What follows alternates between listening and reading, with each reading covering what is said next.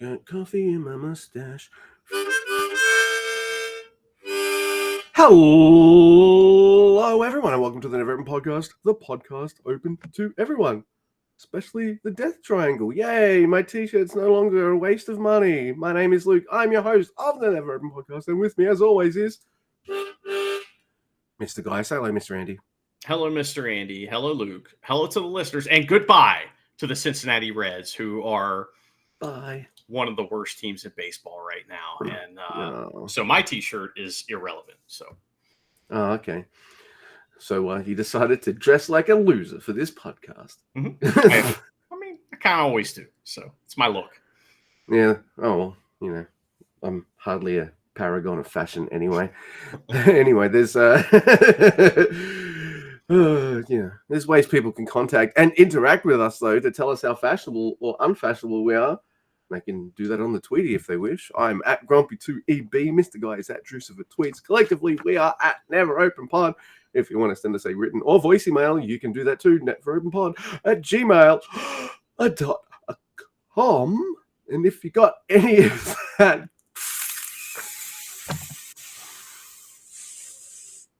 Sasha Banks money, kick it our way. We have a Teespring store where you can look never as fuck. And Mr. Andy's distracted me, and so he totally missed me flipping him off when he went to find something else to distract me with. But you can see me flipping him off and think that I'm flipping you off on YouTube because we're on there. Look us up, at NeverOpenPod. So there you go. We'll do all those things, and we're going to talk about nights 7 and 8 of the Super Jrs 81. That's right. I'm excited, man. These shows were pretty good. I think the first one was okay. And the second one was like, wow, this fucking bonkers.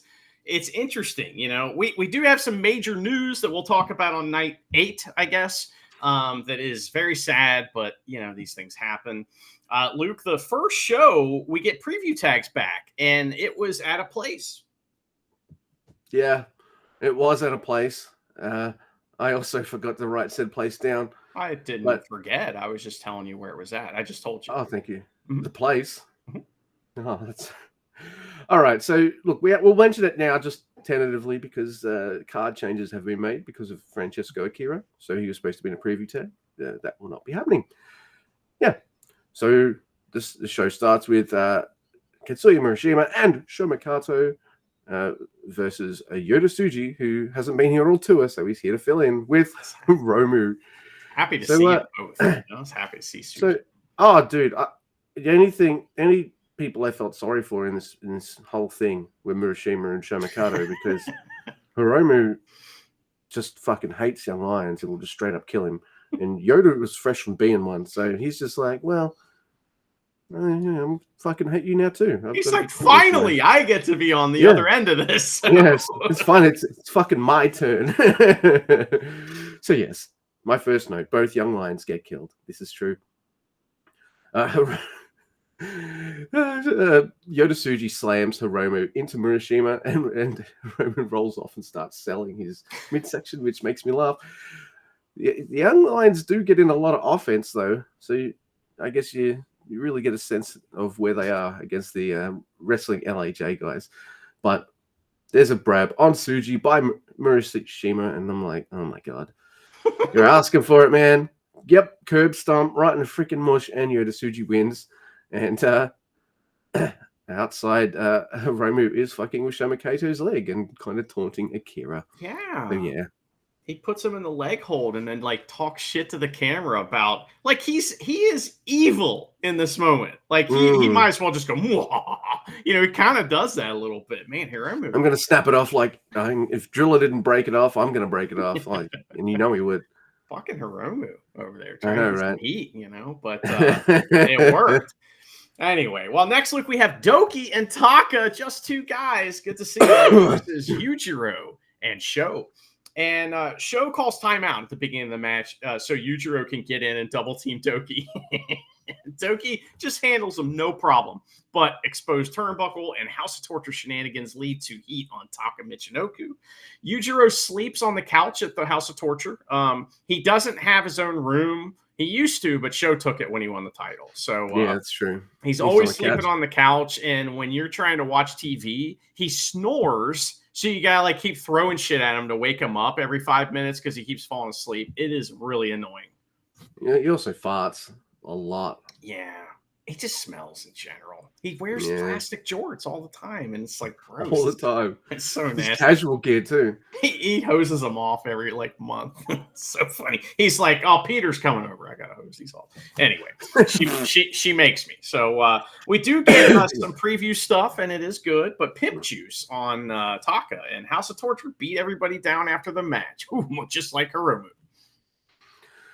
I feel like over the course of the New Japan Pro Wrestling calendar year, at least every single wrestler, I feel, will get some form of a rest, except maybe 2 wrestlers. One, I don't mind that they're there all the time, because it's Bushi, and I like Bushi. The other guy is fucking Yujiro Takahashi, who won't ever go away.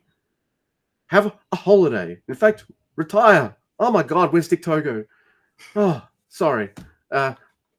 Like, what? He's the one we have on tour? Really? Somebody needs to explain to him, like, listen, the fans can't miss you if you don't go away. And then he just never comes back, right? They're like, oh, we don't need you right now. Like, he's like, fucking Hanma's getting booked. Like, yeah, but, we don't need you. So remember in WCW, like, guys got to, like, sit around at home while they got paid? Yeah. Can we do that for Yujiro? I'm okay with that. Like, okay. Yeah, it's all good. It's not our money anyway, so yeah, pay him a bunch. Can Tama Tonga put in a good word for him at the WWE? All right, I'll stop. He's fine. He's fine. All right, so next we have Dragon Dia and Ninja Back and Kushida. That's a wild team versus Joel Maloney, Gato, and Taiji Ishimori. One person's not in the tournament. I wonder who's taking the loss here. Well, Gato's in a fine form though. He's in a swearing mood. What the fuck? He just screams that at one point when Ninja Mac does Ninja Mac things. Ninja Mac does something and Gato's like, "What the fuck?" He also calls someone a motherfucker as well. So there is that. He's hitting Kushida with the ring hammer as well. So he's getting his shit in, even though he knows he's going to get his ass kicked. One thing I do know about this match is, even though I like Driller Maloney, he sucks balls at skateboarding. Not he good. tries out Dragon Dia's skateboard. No, definitely not good. The Ninja Mac Ishimori portions are just fucking bonkers awesome. And I like the kind of brainbuster battle that both men had, which was pretty damn cool. And then, guess what? Yeah. Dragon Dia. Oh! He gets his only win of the tournament by pinning Gato. I don't even know what the fucking move's called, but he wins. It's a shock to everyone. It's also not really. I mean, we knew Gato was winning. It was just losing. Yeah, it feels like a pity victory for him, and I'm just like, really? You're not going to give him any points in the tournament? The Kuchi was getting 0. Like, really? Is he in the same block as Akira? Did Dragon Dia wrestle Akira? I don't remember. Well, then, if he hasn't, he's got an automatic. He's going to get 2 points. Yeah. I have not really looked at any of that. As far as Akira goes, because we haven't got there yet. But I mean, it was fun to see Dragon Dia. I guess that's his name is Dragon Dia gets a pin, and he celebrates like he won the grand finale and the Super Bowl at the same time. Yeah, Akira beat him, so he doesn't get those 2 points. Bad timing. So don't. That's crazy. Well, Luke, it's A block time. We tried for him. Yeah. It is A block time. It's Fujita versus TJP. TJP finally got a win, maybe a second one. I don't remember. But anyway, Robbie is out with Fujita this time. Oh, somebody been listening to the show, I think. So because we were giving him shit. And we see Taichi on Japanese commentary, and Walker Texas Stewart says, Taichi, smoldering as always. I laughed so hard. He's doing his own kind of Taichi-ish version of Blue Steel every time fucking the camera's on him. I like that call, and Walker made me laugh a lot. And there's no better word to describe Taichi than smoldering. So that's true. I dig it. So these two do now. There's a big kind of like pattern that we're gonna get on some of these nights where the matches have a pattern, and the pattern is, hey, we're gonna meet in the middle, we're gonna do wrist lock escapes, then we're gonna run the ropes, then we're gonna get into the meat of the match, right? And that's kind of how this one starts, right? As they get the basic, mat wrestling stuff, and it's really good. It continues for quite a while, and they do the World of Sports sequence kind of, which is pretty neat, with the bridging up and all that stuff, and it's kind of cool, man. Like to see it. Then there's a funny monkey flip war that they have. Yes. And then TJP puts a grab on Fujita and hangs him in the air. And Fujita's fucked, but he bails himself out with this like running kick thing.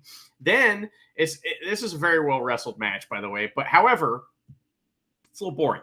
But this crowd is trash. So this crowd sucks. I hate this crowd. I hope the parking was really bad and the floor was sticky and everyone was rude at the venue. Toilets were horrible. Parking was absolute garbage. I hope you could smell the toilet. Fucking employees on earth. I hope they could smell all women too, just to piss them off extra. I hope it was far away from the train station and you could smell the toilet from the parking lot. That is bad. So yeah, that is really bad. Yeah. But anyway, Fujita gets 2 German suplexes and tries for a third, but TJP gets out of that. Boo. Let's see. Tope hits, or TJP hits a very scary looking like leg hook suplex or whatever you call it. That was cool. I saw that. But he gets caught by Fujita, who finally gets the third German suplex for 2. Fujita does a roll through snapmare, which is one of my favorite moves. I love that. And we get a bunch of roll ups, but TJP wins with the Pinot Noir stretch, and Fujita is on 4, and TJP is also on 4. Yeah, I wish I hadn't done this story. They did this story with TJP before the fucking Best of the Super Juniors to be like, all right, he's an open weight, so we can beat so we can beat heavyweights. Okay, that's cool. And then suddenly in the Best of the Super Juniors, he loses the fucking first few matches and looks like a complete chump loser. And now he's in a kind of position that I don't want him to be in, where he absolutely must win all the matches or he's out. And since he's got this I'm the captain of the ship kind of story, they can't fucking job him out and make him look too much like trash. I reckon they should have made him win a whole bunch at the start, then kind of maybe taper off with some losses at the end, rather than have the losses at the start and then have this I'm not going to lose shtick coming anymore. But that's everybody else's story. That's like everyone else's story in the whole tournament is they won a bunch and now they're losing. Also, I like Catch 2-2, but that's the format in which TJP appeals to me the most. That's fair, right? The big part of that for me is Akira and how they bounce off each other. Akira's kind of gone, and he's gone. And TJP just doesn't. He's a good wrestler, but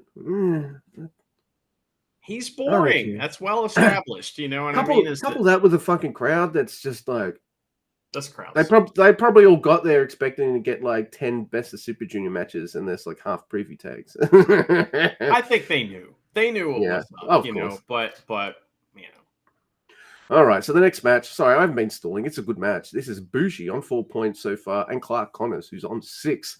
There's a cool rope running sequence at the start, and then Clark Connors does the pounce, period. He's got his own name for it. I don't care. Jeep flip. It's the fucking pounce. It's a Jeep thing. He does the pounce, and then Connors tears the T-shirt off Bushi and chokes him with it. Hey, he actually... Oh, no, he's measuring scarves. Okay. I was going to say that's the ultimate disrespect to Bushi, because that used to be his thing. Is he wore the T-shirt so he could choke you. Yeah. That was a big deal for Bushi. So yeah, that's right. He's he's stealing my shirt. Hey, now he's stealing my shit. Yeah, it was a bit like that. Clark fucks with Bushi's mask and scoop slams Murashima onto him.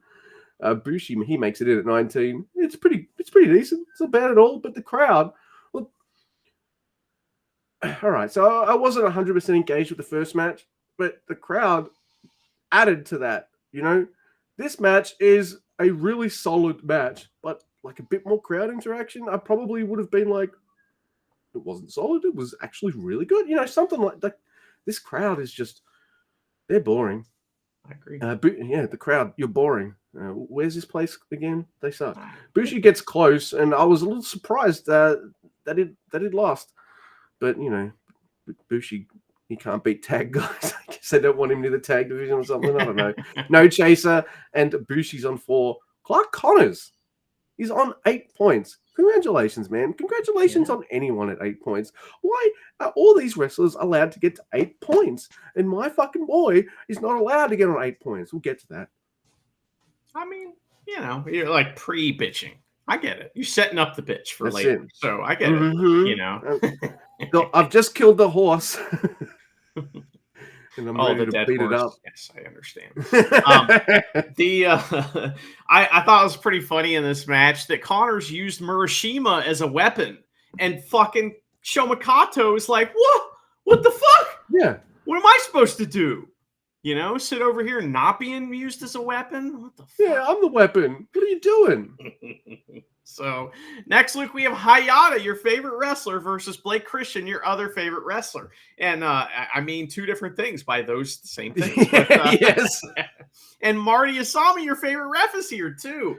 These guys, they do some decent mat wrestling. A Christian uses an eye poke and hits the Fosbury flop on Hayata. And Hayata has to make the adjustment to catch Blake.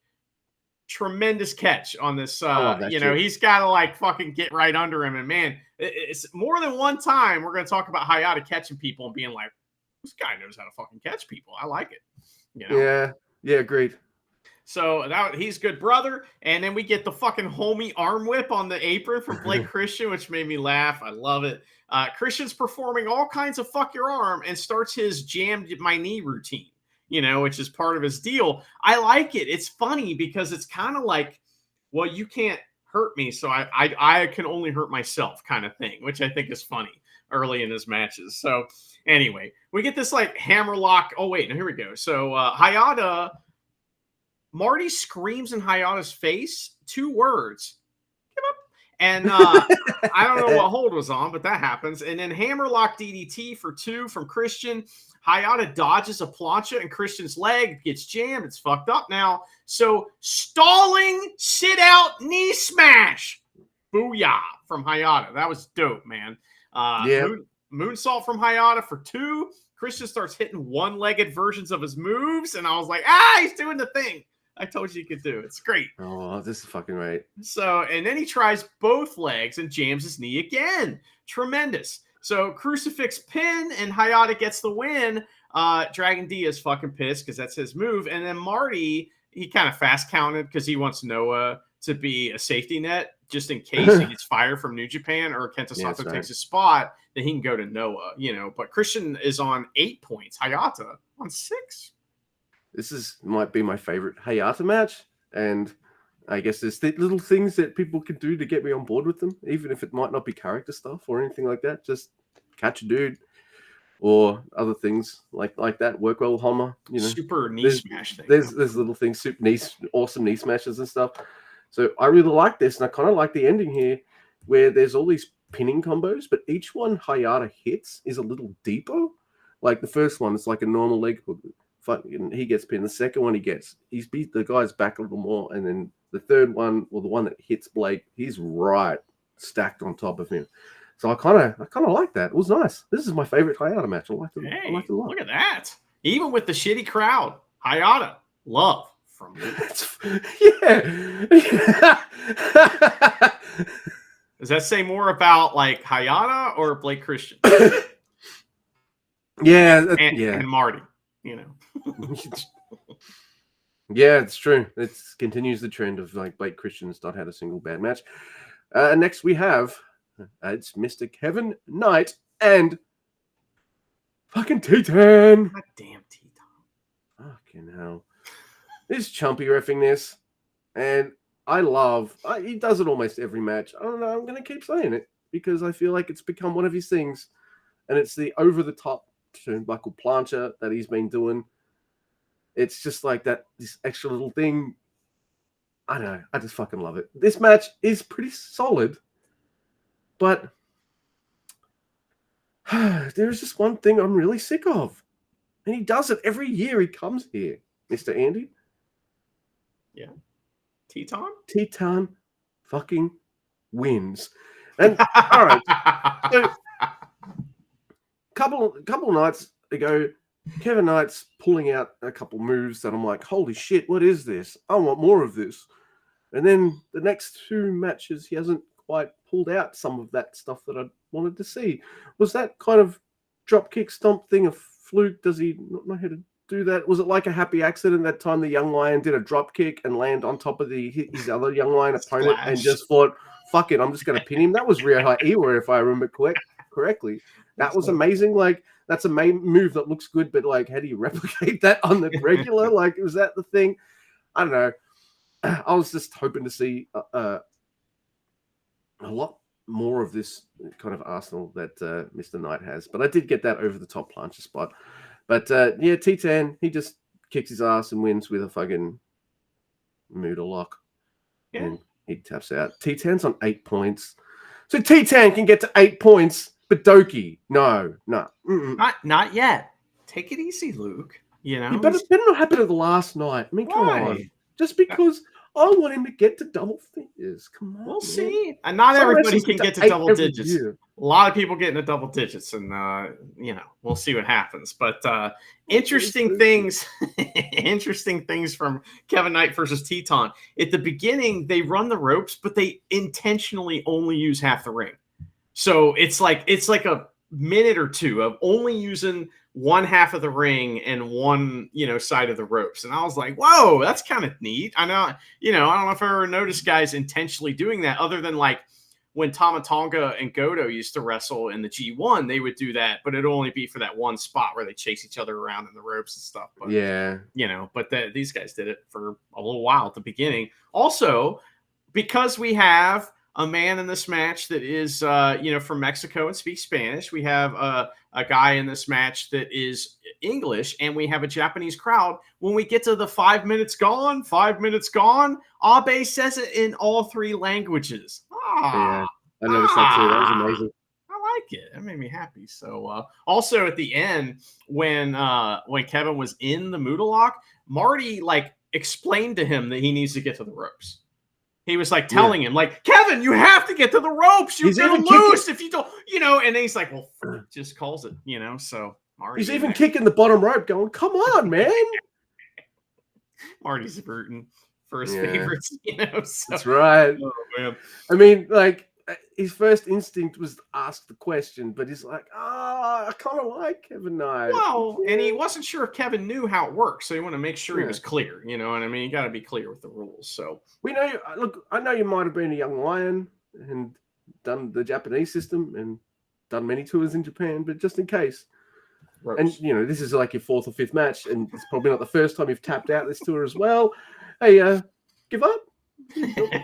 Ropes are here. Ropes. You can reach out and grab. While he's explaining all that, Kevin's neck is broken by Teton. Yeah, and he's tapping out can you stop explaining it to me? Make it stop. Abe's over there with the ring bell, hammer, can we, anyway. All right, Luke, you ready for the main event? It is El Desperado versus Kanemaru, a classic Suzuki-gun matchup, man. This is pretty cool. We got Taichi on commentary too, which is fun. So El Desperado keeps an eye on Kanemaru the whole time during the entrance. So no Kanemaru gambit. He knows what's coming. So I love that. El Desperado's smart. He's not going to fall for that shit. So we get a clean break from El Desperado to start, but Kanemaru does not respect the rope break and goes after El Desperado's leg. This match is the death of all legs, we think. But Kanemaru switches it up and gets all kinds of fuck your arm on Desperado. And I was like, what is he doing? And Desperado's like, what is he doing? Marty was backstage watching, going, what is he doing? So Desperado counters. All right, that goes on for quite a while. But then Desperado counters finally with a brutal assault on Kanemaru's leg. And Kanemaru is selling big time, and so is El Desperado. I mean, they're bros, man. They're gonna make each other look amazing. Yeah. You know it. Screams of agony coming from both of them. It's so funny, man. So Kanemaru's pulling out all the stops. He does the moonsault. He keeps going after Desperado's arm with hammer locks and shit. Deep impact for 2. Desperado gets a suplex for a double down, and Pincho Loco, but no, it's a ref bump into the exposed turnbuckle. Goes Desperado. Desperado foils the whiskey spit, though. Spine buster. Pinche Loco. Desperado wins. He's on 8 points. Kanemaru's on 4. I like that match. Overall, the night was fine, but it was fucking lame compared to the previous 2 nights and the night coming next after. night. Yeah. Yeah, the crowd was a bit to do with that too. Poopy.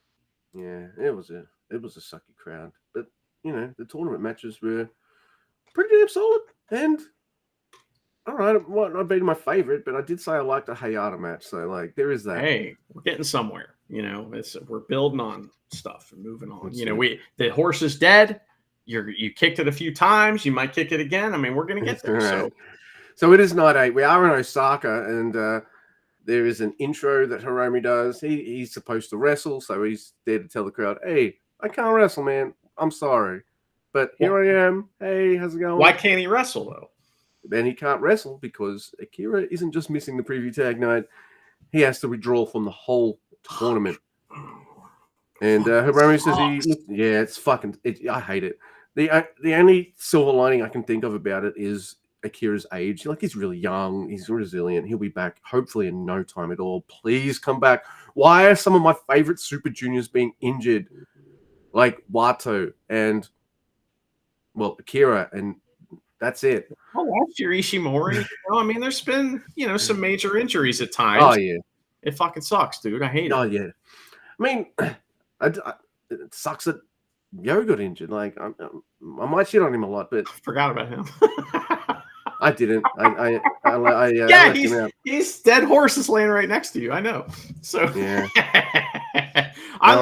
This intro thing was fun though, because we're in it's Osaka Prefectural Gymnasium number 2, which is like the side place for Edion Arena. It's like a big place, and we've seen a million shows in this place. It's great. So, but Abe's son comes out and he starts going down the card, and Hiromu interrupts him like he's a heel after beat his ass. Like his music plays, and Abe's like, "What the fuck?" And Hiromu comes out and says he's not going to wrestle, so he's going to do commentary for a little while, right?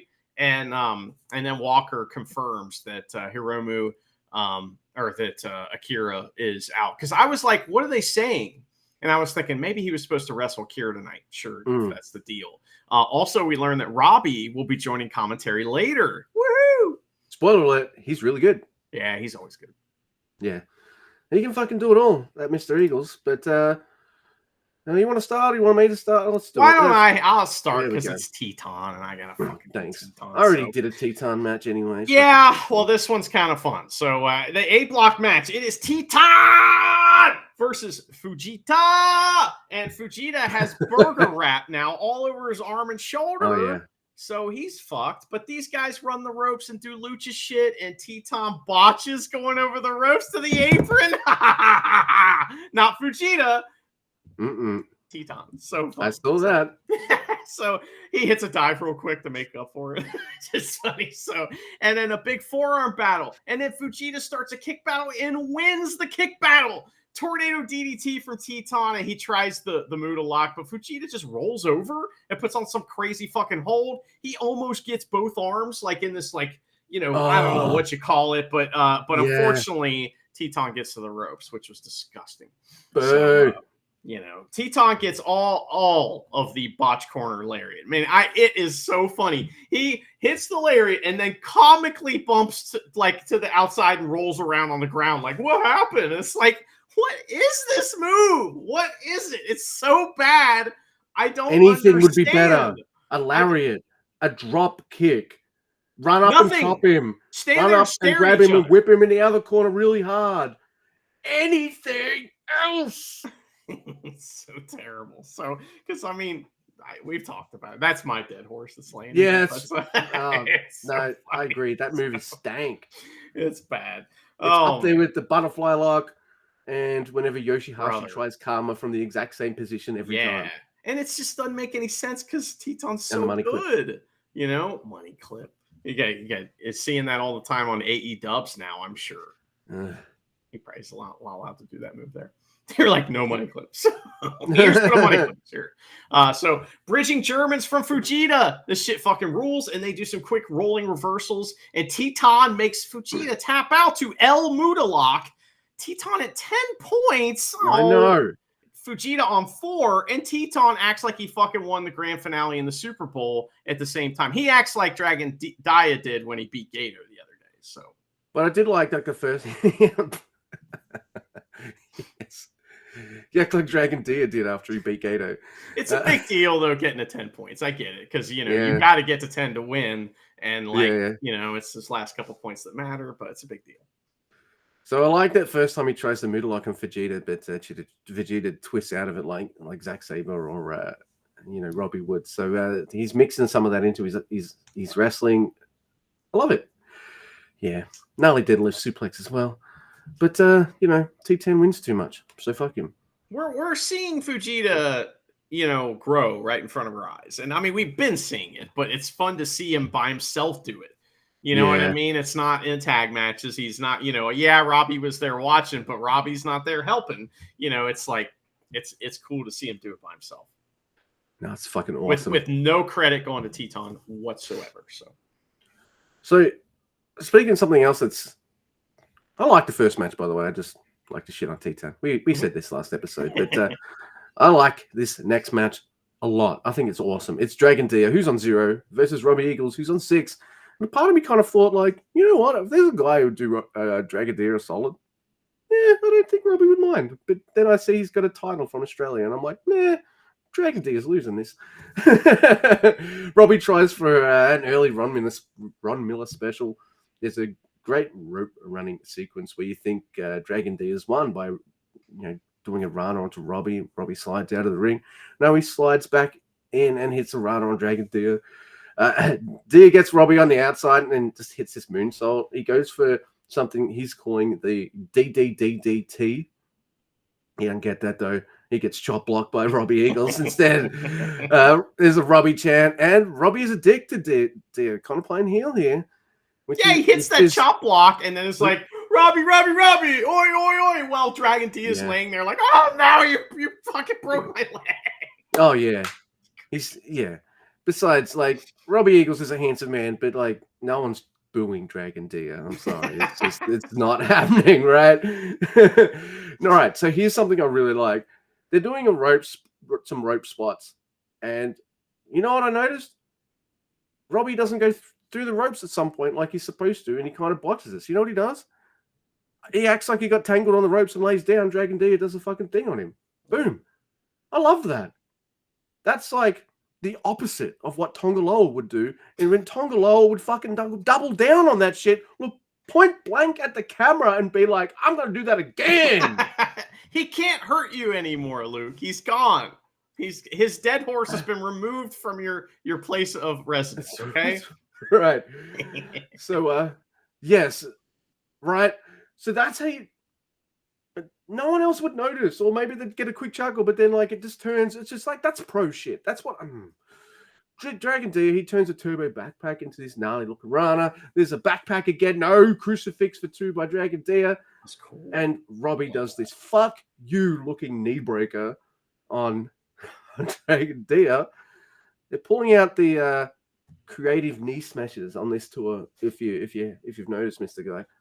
It's late in the tournament. Everybody's already done all the fuck your leg shit. We gotta bust out the huge double knee smash now. So. Oh yeah, and then a 450 on the knee, a Ron Miller special. A Dia taps out. Robbie on 8, Dragon Dia on 0. I thought this was fucking awesome. I liked it a lot. Okay, are we sure that Robbie has 8? Are we not? I thought he had 10 here, and he acted like he won the Super Bowl and the grand finale as well. Let me double check. I'm usually pretty good with this. I have been good thus far, but while you're checking that, you're right. Robbie Eagles is on 10. I apologize. Even better. One of my boys is on 10. So yeah, that's all right. I mean, the only reason I know is because Walker said it, and then I checked, and okay, that's how I knew. But anyway, next, Luke, we have Taichi comes out, and he's going to join Japanese commentary, but there's some asshole sitting there that hates Akira's leg. And he just shoos Hiromu away from Japanese commentary like he's shooing a cat away. Like, get out of there. You go on, get. So funny. I loved it. So next match is pretty quick, and it is a classic New Japan matchup. It is Bushi versus Kanemaru. Yeah. Man, I love it. So Bushi's like, oh man, I'm safe. I'm good. I'm safe here on the apron, facing away from Kanemaru. Nope! Kanemaru Gambit knocks Bushi off the apron and goes right for his leg and introduces it to the ring post. And some good old knee smashing, you know. So Bushi comes back with some kicks, which doesn't make any sense. And I think I think that Walker kind of said something about that didn't make any sense. So I was like, fair enough, but he didn't bury anybody. So because and then Sakamoto avoids the chump bump only to run right into one like a dumbass. And then whiskey bottle to the knee. Like Kanemaru rarely uses the whiskey bottle as an actual weapon. Yeah. Here he smashes Bushi's knee, but with it, right? But Bushi hits the Black Mist. MX. Bushi wins. That was a fun little match. Bushi 6, Kanemaru 4. That's a perfect little match to have between these two. Yeah, I liked it a lot. Two guys who are known to use shifty little shenanigans to get the one up on their opponent. Perfect. All right, so next we had. Did you hear what Robbie said? So Robbie joins commentary at this point, and one of the first things he says is that damn Maloney guy is baloney. Yeah. In fact, I was telling Charity the other day, I was like, I know Dan Maloney's done something to impress Andrew when he's like calls him Dan Maloney rather than baloney. I'm like, all right, he did good in this match. When he turned, he saw call him by his real name, So when he's a heel, call him whatever he wants. So. Yeah, that's true. Yeah, all right, so it is a B block. It's Driller Maloney on 6 versus Kushida on 8. Driller tries to just go for Kushida, but Kushida's ready for him. Both play pulling each other out of the ring, but Driller catches him, and there's a green killer to the floor. Kushida is still in his jacket as well, by the way, as Driller just fucking wails on him.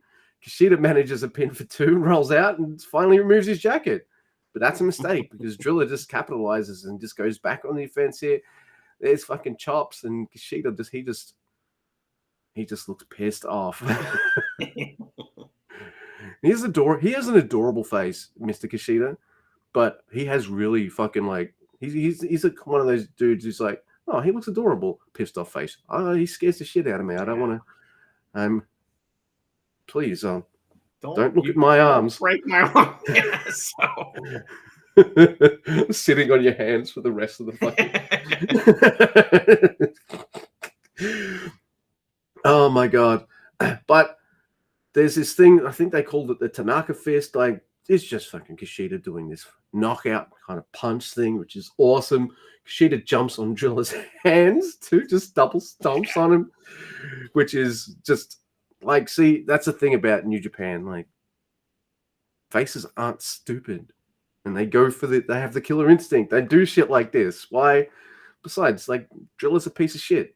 Everyone knows that. He tried to break Kushida's neck, man. Yeah, that's it. So. Driller gets his stomp drop. Yep, that's what I've called it. I like it. Stomp drop. Yep. And man, Kushida is full on fuck you mode. And you think like Kushida has Driller all figured out in this moment. Like he's just gone, all right, I'm just gonna fucking kill you now. Like I'm sick of your shit, Driller. But then Driller catches him. Driller killer. All it takes is one. Driller Maloney on 8. Kushida also on 8. I thought this match was great. All the Kushida matches have been fucking great, actually. Kushida's crushing it. And, like, man, there was some really brutal shit that Kushida was doing, like, fuck your arm wise, like using the ropes and the turnbuckle and stuff that just crush his arm. Loved it. Also, something wild happened. Kushida got on the top rope, and Dan Maloney fucking chopped him in the leg after all that like leg work. And I was like, oh, like, or well, you know, he wasn't doing leg work, but anyway, he chops him in the leg, which I thought was pretty cool. I don't think you see that very often, you know? No. But I like that. But also an interesting point to this match too is big win for Maloney, but it was lost.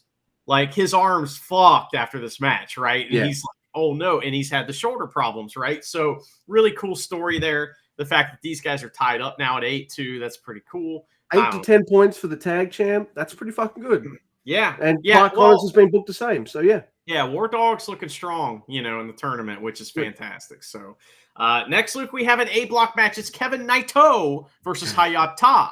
And these guys do some wrist locks and escapes, just this pattern again. Then they run the ropes, and it's great. And Hayata rips Kevin out of the air, like head last onto the apron. So like his body kind of goes down. He hits his head on the apron, right? Hayata introduces Kevin to the ring post, and Kevin gets a comeback and starts bouncing around all over the goddamn place. By the way, we haven't mentioned it yet, but this crowd is insane, and they are. Oh man, they're the complete opposite of the night before. Yeah, these guys can't stop yelling and can't stop clapping. They're amazing. So I always, the Osaka's crowds are always awesome, but when you get them in this like smaller room, it's like twice as loud and twice as crazy. I can't wait to talk about all the crowd interaction stuff that happens in this match. But Hayata gets in for another amazing catch on a dive from Kevin. Like, it was great, dude.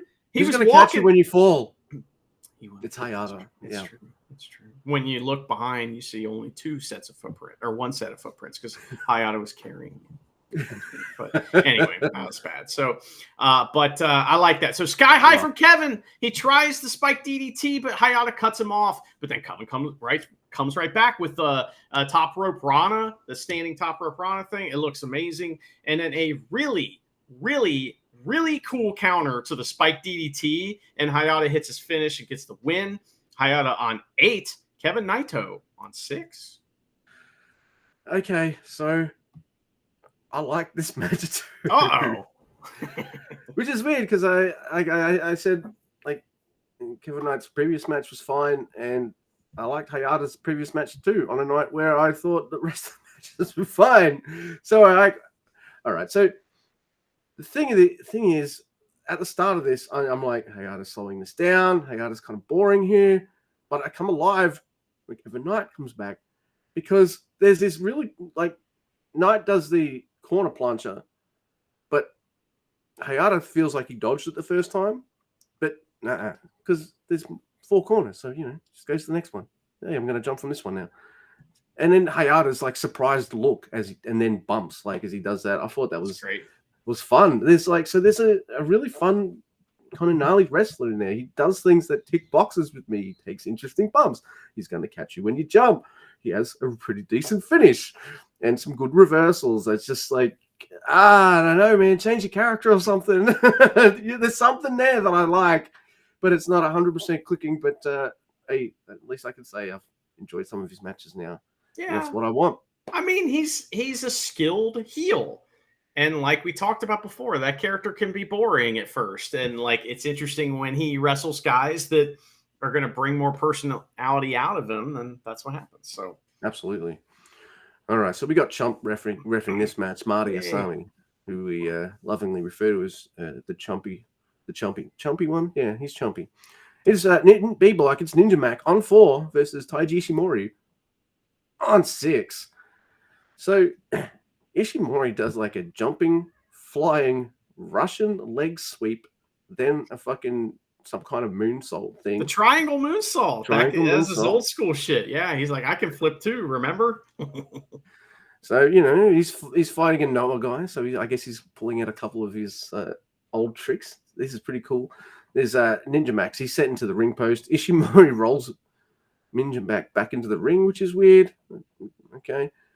But I do indeed, once again, miss Taiji Ishimori removing the corner pad. He probably did it. What?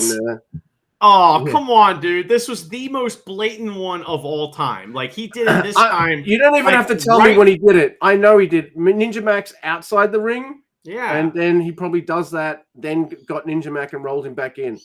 So, yeah, no. But the camera was, like, right on it, and that was the only thing on the screen was him tearing it off and throwing it away. I was too busy typing, Ishimori does a jumping, flying Russian leg sweep and a triangle moonsault. And I had to make note that Chumpy was refereeing this match as well. So a lot of things to write down, I know. Yes. So, no, but that's the gang, isn't it? I just can't fucking see that spot. The next Ishimori match that's a tournament match. You're covering that just so I can just go fucking watch it like fucking A Clockwork Orange and shit. Absolutely. Just so I can see him do it. I can even Jay and Ian saw me not fucking see it. Well, yeah. Well, usually they don't like put the camera shot directly on it. That's why they hide it. No. But this time they didn't give a fuck. So. But I guess that's why he rolled him back into the ring, so he can send Ninja Mac back into it and hit a great looking shoulder breaker. There's some chops and a La Mystica into a boner lock. Get up! Yep, Chompy does indeed. Ask Ninja Mac the question. But Ninja Mac, he makes the ropes. Ninja Mac hits a gnarly rebound German and a hook kick. And I'm like, what? And because his arm's fucked, because of major arm fucking by, Mr. Taiji Ishimori, how the fuck do you do this, dude? One-armed ninja special. Yeah, cool. Eagles is going apeshit for it. I'm fucking going like, wait, did he use like one arm for almost the whole thing? He might have had his the other arm out. That's kind of, oh my God. My favorite part about that move was where he landed, because he landed on Ishimori, but he also rolled a little bit and destroyed Murashima. I mean, just destroyed him. Oh my God. Rolled around going, oh, and he was not selling. That's right. Oh my God. It was so good. Then there's a fucking Ninja Mac goes for the ninja bomb. No, boner lock and a bloody cross for 3. Ishimori on 8 points. Ninja Mac on 4. Fuck, Ninja Mac's score does not reflect how fucking great he's been to watch this whole tournament. He's pretty great. Like, so when he got the boner lock there at the end, Ninja Mac was about to get out of it, and Ishimori's, well, cool, go on, get out of it, right into the blade cross. Like, I'm gonna let you out. You know what I mean? It was great. So I enjoyed that finish. I also enjoyed this next match. Oh my God. A lot. This is maybe one of the best like hardcore style matches that New Japan's ever had. I love this so much. I wish that this match should be studied. This is how you do this. And what it is, it's an A-block match. It's El Desperado versus Clark Connors featuring Marty Asami. One might say starring Marty Asami, because he is getting all his shit in this match. It is fantastic. Oh my God, I love it. So Connors grabs a bunch of chairs, all right? And he waits in the ring for El Desperado with the chairs. And just before the match even starts, Clark is pushing Marty around. And when he like tries to search him, he's just pushing Marty. And Marty's like, oh, I'm not falling down yet, but later. You know, so so Clark gives Desperado a chair and says, let's have a duel of the fates. So and Marty sells this like they're hitting him with the chairs. His reactions to them hitting the chairs together is like he's getting hit with a chair. It's so funny. So they start punching each other. We get a Jeep flip, and then they fight into the crowd. And Sho Makato is throwing fans out of the way. I mean, like pushing people and getting, look out, you're gonna die, because he knows shit is gonna go nuts in this match, and it's tremendous. So Connors takes maybe the best bump into the chairs we've ever seen. You know, with the non-folding chairs, it's incredible. Oh, yeah. And I love that. It's like he was, you know, but here's the thing though. He was born in the chairs, Batman. So he just fires up from it and spears Desperado. So then they pull up the pads, they start teasing suplexes on the floor, and I hear something, right? I'm watching this and I'm thinking, where have I heard? I'm hearing something familiar. And what I'm hearing is when you're like sitting at a table eating lunch or something at an amusement park with roller coasters, and you're not near the roller coaster necessarily, but you're close enough that you hear screaming every couple seconds, right? That's what I'm hearing from the crowd. As they tease the fucking suplex on the floor, it sounds like people going down the hill on a roller coaster. They're just like screaming, and it's so funny. I was like, this crowd was awesome. Crowd's hot for this. So they're screaming every time something's happening, and then Clark power bombs Desperado through a table. So Marty is so mad at him for this. That was like Marty's table or something. He's so pissed. So. That's his other job. That's his side hustle. It's tables. His job is tables. Yeah, it's taken tables to New Japan meet and greets. Yeah, that's right. That's right. He's in charge of that, but we'll never know because we'll never see the rest of the video about driving. But anyway, so Clark rolls Desperado into the ring and tries a pin. All right, and then Marty loses his fucking mind and pushes Clark Connors, right? And Marty, this is a part of a spot though, because what happens is that push distracts Clark Connors, so Desperado can come flying out of nowhere, cactus clothesline. They tumble to the floor, right? And then Desperado hits Connors right in the fucking burger wrap with the chair. Like he has burger wrap on his back. And then Desperado Pillmanizes Connors' face with a chair. It's awesome. He lays one chair on his face and then hits it with a chair. And Marty takes the chair from El Desperado, who then gets hit with a spear. All right. Desperado hits a punch. Connors responds with a ripcord lariat. Somebody called it a rainmaker. A rainmaker. I heard that. No. Yeah, you can't do it when it's only a rainmaker when a Carter does it. Come on. So Desperado hits a big spear for 2. Connors mounts Desperado and starts punching him. And he shoves Marty away to the delight of the crowd. No chaser. And Desperado has just enough energy to just get one hand up on the ropes. This is amazing pro wrestling.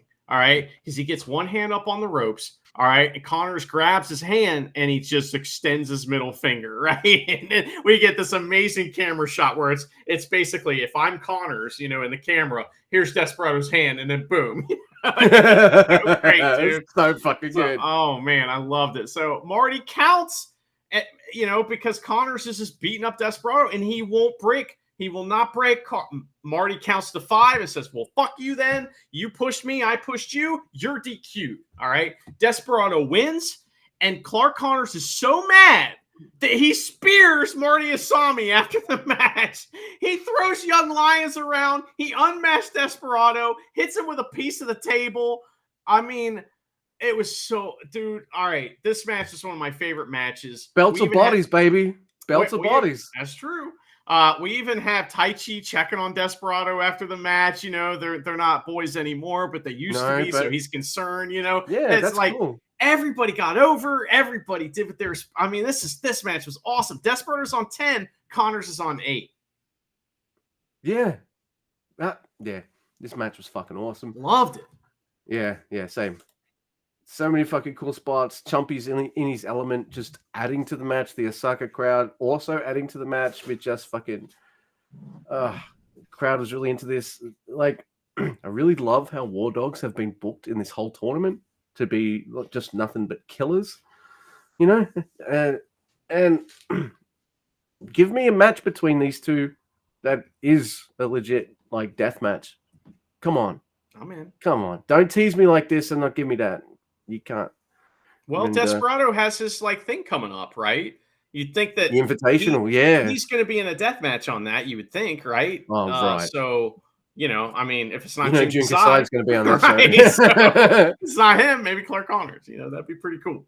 I expect to see portions of Just 5 Guys in the lineup as well. They better be. Yeah, absolutely. Absolutely. All right. So look.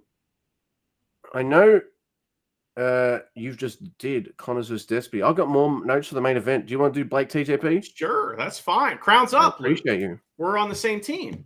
Blake Christian and TJP, they're on the same team. So definitely. Up, it is Blake Christian versus TJP. Crown's up.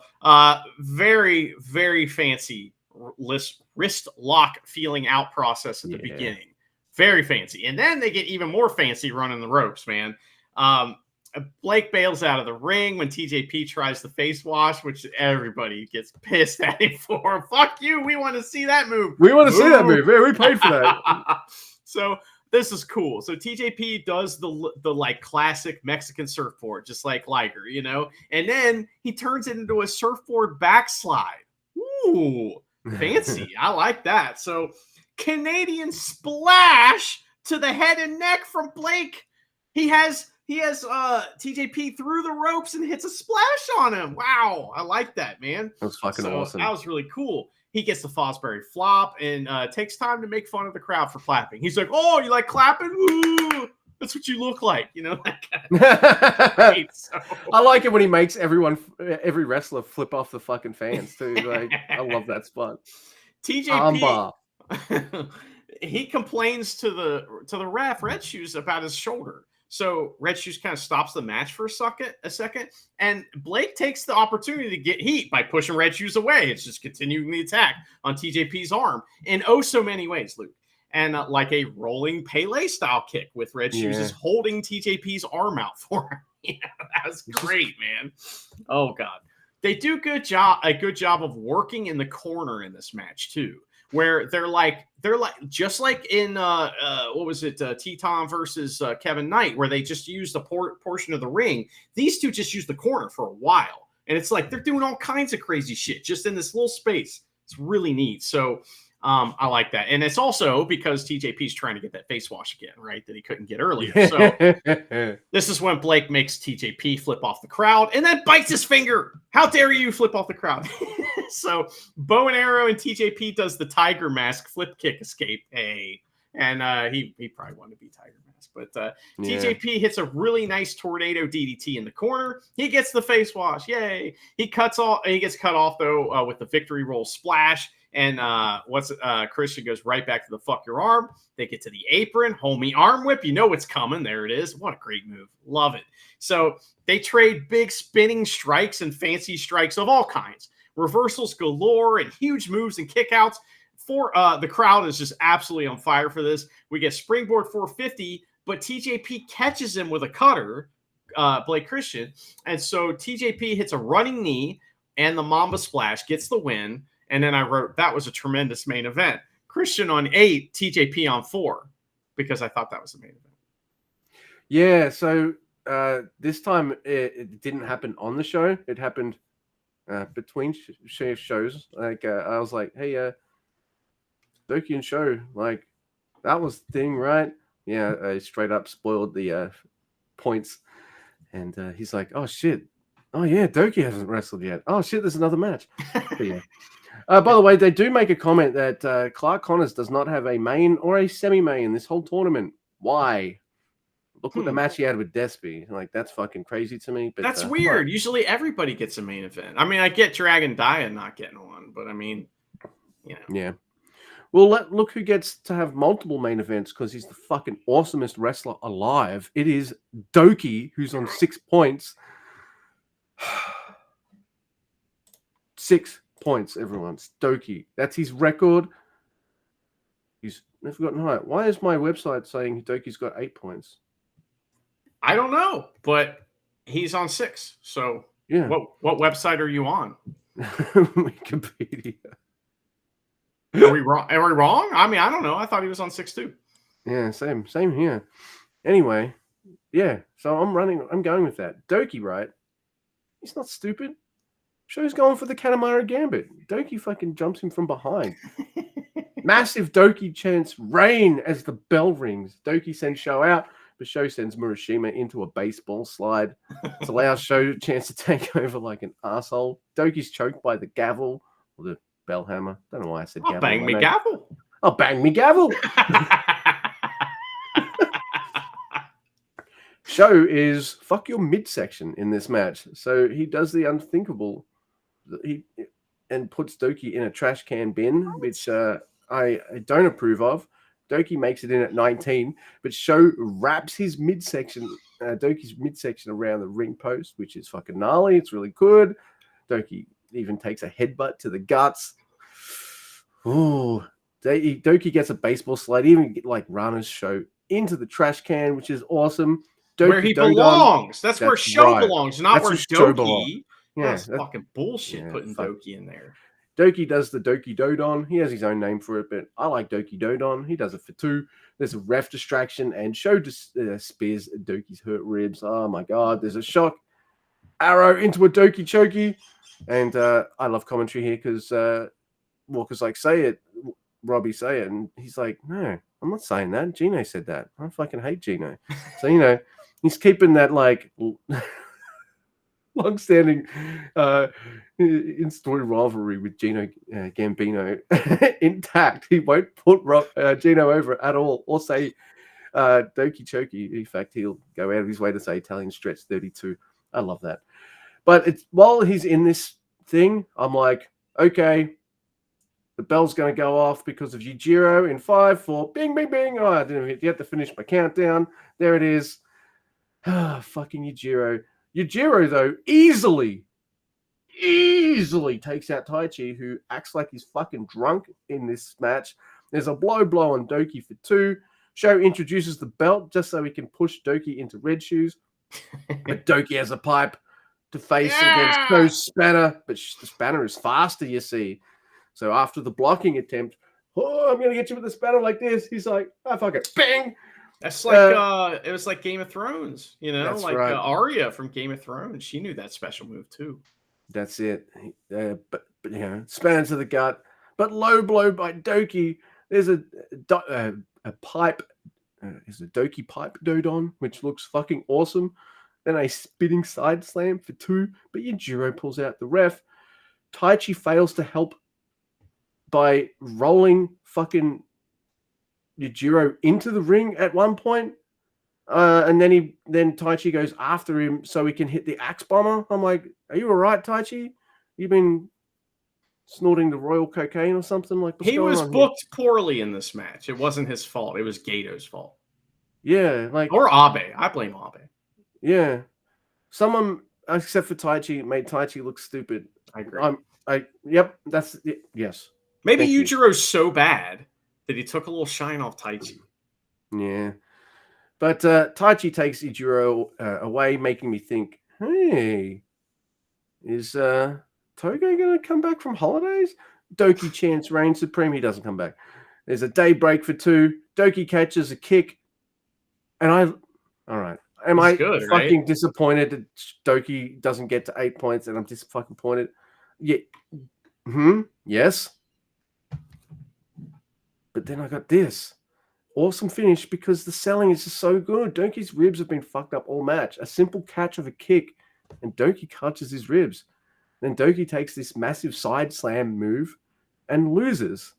Sho on 8, Doki on 6. Sho's lost a lot this tournament. You can't job out your champion too much, even if it is piece of shit, chicken shit, Sho. I get it, but Doki looks strong in this. I get that too, but I was not mad. I figured it. Well, you told me what happened anyway. So, and plus, I just figured with everybody else beating Sho, there's no way Doki's going to win. That's something for him to do in the future, or maybe beat somebody else for the title. So I wasn't mad. I also really like the whole, thing that we find after the match that, Sho has loaded his kick pad with a metal object, which is why Doki did that delayed sell when he caught the kick, right? Yeah. Sorry, I just realized something, Mr. Guy. I just realized why Doki's on 8 points. He hasn't wrestled Akira yet. Oh, okay. So he is on. So Doki breaks his record by fucking forfeit. That is so unsatisfying. Oh, that's very Doki. I'm in. I'm into it. I like it. So, it's funny. Dragon Dia couldn't get 2 points, but Doki gets 2 points on that. So that's why he's on 8. Okay, that makes sense, man. I'm so gutted. Wow. Well, I like that match a lot. I thought it was fun. I loved it. I thought it was great. I mean, I was so mad at Sho for putting Doki in the fucking trash bin. Man, that was disgusting. Yeah. And I was happy to see Taichi in there. I'm sad that he got chumped out twice before he finally got over on Yujiro, but he did. I think that who do we have to blame for this, right? Who is really to blame for all of the shenanigans in this match? And there's one man. His shoes are red. And he did not find the metal object in a dude's kick pad when that's one of the only places he's supposed to look for weapons before a match. Yeah, they pat down your arms, they pat down your legs, and they don't touch anywhere else, right? And he didn't do a very good job. And I honestly, he's bad at his job. He's bad. He is doubly bad at his job now because, you want to get some red shoes? Hey, you're talking to the right man. I've been ragging him for ages. It's like, I want Marty Asami to be the main ref. Well, yeah. Red shoes wins too much. Hey, it looks like there's a bullshit pin happening in the ring, Red Shoes. Why? Because the guy's been cheating all matches, unconscious on top of the other dude. That's the finish, so I'm not going to count this. If it was halfway through the match, Red Shoes would have been like, I'll just wait for you guys to wake up, or I'll just start a 10 count. Well, I just look at it like this. I mean, if I leave my car unlocked and somebody comes in and steals all the shit out of it, whose fault is that? Yeah. It's my fault because I didn't find the thing in the shin pad. So it's Red Shoes' fault is what I'm trying to say. That's right. It's Red Shoes' fault. But that's right. Yes. Hey, that show was fucking awesome. It was awesome. You know who has control of matches? Marty Asami. Called that a DQ. He had the balls to be like, nah, man, I mean, think about how pissed Bullet Club is going to be at Marty Asami going forward for that. I mean, he has a feud forever. I know that, Connor's already got over on him by spearing him, but there's more to come.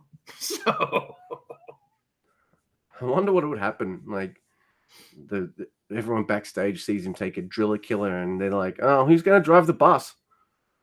Makabe's like, I'll do it. And they'll be like, nah, everyone's going to take a train. Kenta Sato's been waiting for his opportunity. Are you kidding me? He's my God. He's got his own maps and everything. He's like, oh, finally, he gets I've got a bus license. Right. How long have you had that? 5 years? Yes.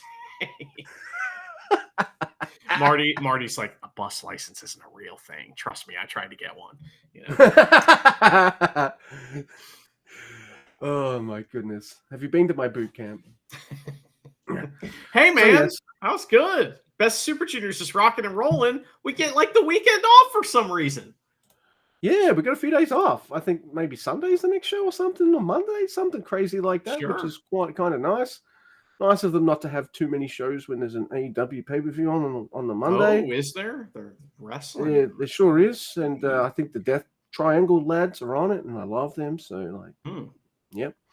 Osprey's probably going to win again, which is going to fucking drive me up the wall because I'm so tired of it. But I understand. He's over. My eyes just roll out of my head. You're like, I'm sick of the top guy winning. Look, why can't some of my favorite guys be top guys and keep winning? And I am getting that actually because my boy's the Never champion. So right. Shingo. Actually, it's funny too because he's been wrestling guys that had they have beaten him, I would have been just happy with that too. Because that's Shingo, he's wrestling Hanare at Dominion. At Dominion, baby. It's at Dominion. You get the feeling Hanare should win that, right? I mean, he should. It's like it's time. He got injured with that fucking match that. Wait, I think we'll both keep that dead horse for a very long time. That cage match, right? Hanare's fucking finally back, and Dominion Never Gold. Big spot. Shingo's going to be a dick. It's going to be great, man. I love the Never guys like Ishii and Shingo. Goto's fine. I love Taichi. I like a lot of these guys, but you need some fresh. Need some freshness in that division. That's and Gabriel Kidd, boom, and Hanare. Well, I feel like he's already kind of established himself, but that was more for the King of Pro. I miss Hanare, and I'm very happy that he's back. And I miss Wato, and I want him back big time. Hey, man. Guys coming back, guys going out. I mean, this is the way of wrestling. Turns out it's pretty bad for you, and every once in a while you get hurt, and it sucks. But hopefully Akira will be okay soon. Hopefully it's nothing serious. Hopefully no surgery, but we'll see what happens with that. We will have our fingers on the pulse of his leg and knee, and we'll tell you everything that happens because that's what we do. We report the news. Well, you got his finger on that. I'm drinking Suntory with Kanemaru. Actually, I'm not because he's heard me call him a motherfucker and a son of a bitch for like a year now. He would just rip your leg off. Do you like your leg? Well, you're not a junior. We're not wrestlers. So, I mean, I'm thinking about getting his T-shirt though. Like, I think it's amazing. Like, I don't know, it's pretty good. And I like him. But we'll see. Should just be bloody legs.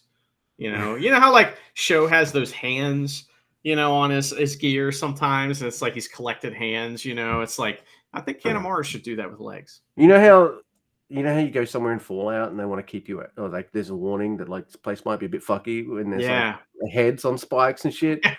Legs on spikes, just outside of the House of Torture. You know, that's where they got it. They got them right there on the House of Torture fence post, you know? Hell yeah.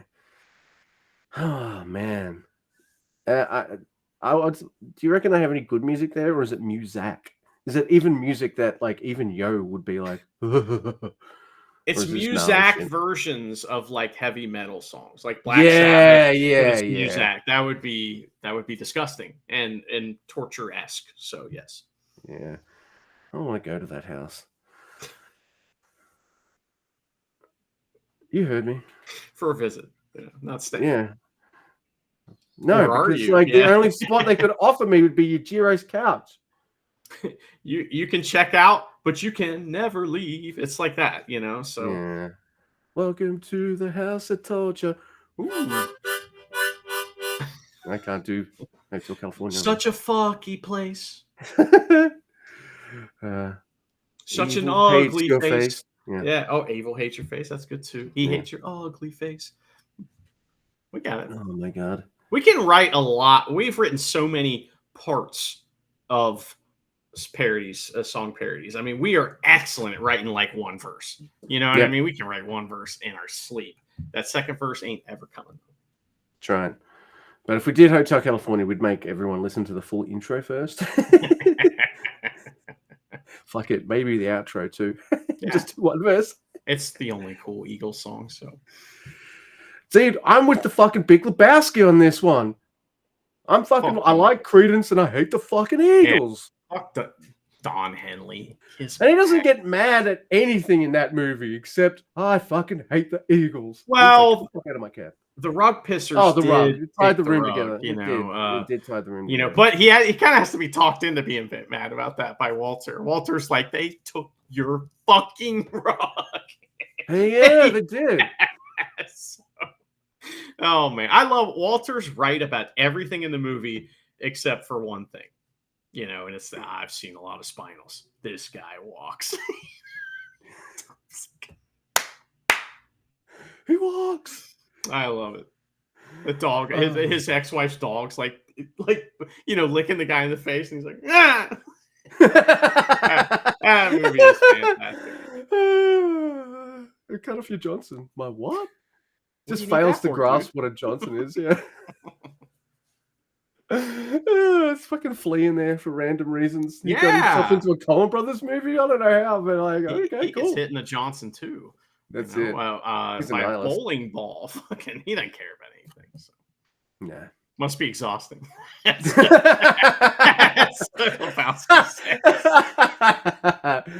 Oh man, I got my fun little banter at the end because I always get like trailed off. I'm like, oh, it's over, but oh man. Well, Luke, but it won't be on a rug. So I like your style, Luke. Tell you some sarsaparilla. That's a good one. Yeah. All right, but unless like there's more Big Lebowski quotes that we can pull out of our collective heinies. Turkeys at 8 points!